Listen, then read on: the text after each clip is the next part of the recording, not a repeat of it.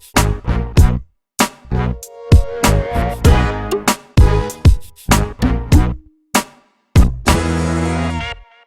matin, c'était un moment très important parce qu'il y avait une déclaration de M.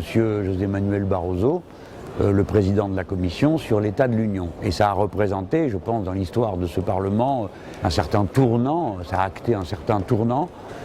C'est la prise de conscience par les ultralibéraux, comme Barroso, du fait qu'il y a des limites à cette folie.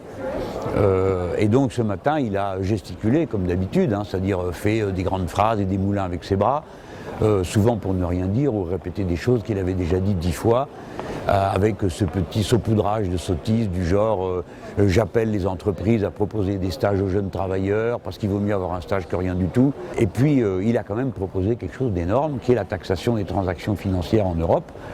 Bon, moi j'étais très ému en entendant ça parce que je suis le premier à avoir déposé un amendement sur le thème au Sénat en 1999, donc vous voyez, 12 ans après, ce qui était à l'époque dénoncé comme une de mes foucades ridicules, inapplicables, etc., vient ici et dans la bouche d'un libéral qui est au bout du rouleau. Donc ça, c'était la matinée. Et le concours de circonstances fait que la même matinée, on se met à voter un paquet de mesures qui sont des mesures de contrôle des budgets des nations et de sanctions de ces États-nations s'ils dérogent à la rigueur budgétaire que la Commission a décidée.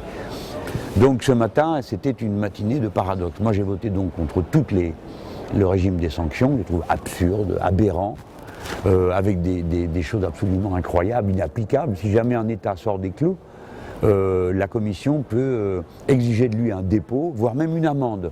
Donc je repars de cette matinée qui était une matinée importante dans la vie de l'Europe, avec un goût extrêmement amer du spectacle de dirigeants européens qui en fait errent, ne savent que faire, donnent ici un coup de bâton, là un coup de garrot, enfin tout ça laisse une impression de déroute pour l'Union européenne et que c'est une situation grave parce que si l'Union venait à se défaire, eh bien ce serait sans doute, probablement, ce serait un renouveau des nationalismes dans beaucoup de pays, peut-être pas le nôtre, mais dans beaucoup de pays.